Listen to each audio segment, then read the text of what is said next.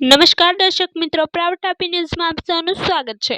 વ્યારા તાલુકાના ઊંચામાળા પ્રાથમિક શાળા ખાતે જિલ્લા પંચાયત પ્રમુખ જાલમસિંહ વસાવાના અધ્યક્ષ સ્થાને અને ધારાસભ્ય મોહન કોકણીની વિશેષ ઉપસ્થિતિમાં વિકસિત ભારત સંકલ્પ યાત્રાનો ભવ્ય સમાપન કાર્યક્રમ યોજાયો હતો। તેમજ 9મા તબક્કાનો સેવા સેતુ કાર્યક્રમ સહિત પીએમ જનમન અભિયાન અંતર્ગત જનજાગૃતિ કેમ્પ યોજાયો હતો। તાપી જિલ્લાના આદિમ જૂથોના 6063 પરિવારોને પીએમ ગરીબ કલ્યાણ અન્ન યોજના હેઠળ આવરી લેવામાં આવ્યા છે। 6063 કુટુંબોના 23,583 સભ્યોને ખાદ્ય સુરક્ષા મળી હતી। આદિમ જૂથોને સમાજની મુખ્ય ધારામાં લાવીને તાપી જિલ્લાની વિકાસ યાત્રા વધુ વેગવાન બની છે।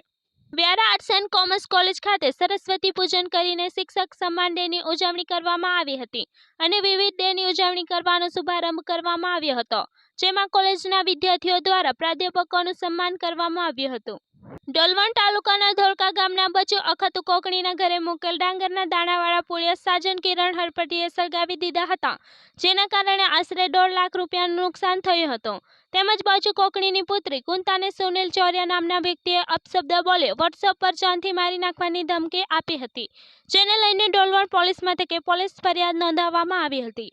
સોનગઢ પોલીસે દેવજીપુરા 4 રસ્તા પાસેથી મોટરસાયકલ પર લઈ જતા દારૂના જથ્થા સાથે બિયાજી ચીમન ગામિતની અટકાયત કરી હતી અને દારૂનો જથ્થો તથા મોટરસાયકલ જપ્ત કરવામાં આવી હતી। સોનગઢ પોલીસે આ અંગેનો ગુનો નોંધી આગળની કાર્યવાહી હાથ ધરી છે। સોનગઢના જૂના ગામ એસબીઆઈ બેંક ખાતે કંચન રવિન્દ્ર સોનાર નામની મહિલા બેંકમાં 1.70 લાખ રૂપિયા જમા કરાવવા માટે ગયા હતા, ત્યારે એક અજાણ્યા ઈસમે કહ્યું કે રૂપિયા નોટો વાઇઝ ગણી ભરવા પડે તેમ જણાવી મહિલા પાસેથી રૂપિયા ગણવા માટે લઈ લીધા હતા અને હાથ ચાલાકી કરી મહિલાના 42,000 રૂપિયા કાઢી લઈ ચોરી કરી હતી, જેને લઈને સોનગઢ પોલીસ મથકે ફરિયાદ નોંધાવવામાં આવી। પોલીસે ગુનો નોંધી આગળની કાર્યવાહી હાથ ધરી છે। વ્યારા તાલુકાના બોરખડી ગામની મહિલા સરપંચ દ્વારા અમાનવીય કૃત્ય કરવામાં આવ્યું હતું, જેને કારણે તેણીને સરપંચના પદ પરથી દૂર કરવામાં આવેલ છે। ત્યારે તાલુકા વિકાસ અધિકારી દ્વારા બોરખડી ગામનો કાર્યભાર ડેપ્યુટી સરપંચ હિના દિનુ ચૌધરીને સોંપવામાં આવ્યો છે। ત્યારે ગ્રામજનો મોટી સંખ્યામાં ડેપ્યુટી સરપંચ નિવાસસ્થાને પહોંચ્યા હતા અને શુભેચ્છા મુલાકાત કરી હતી। Bureau report, proud Tapi news, Tapi.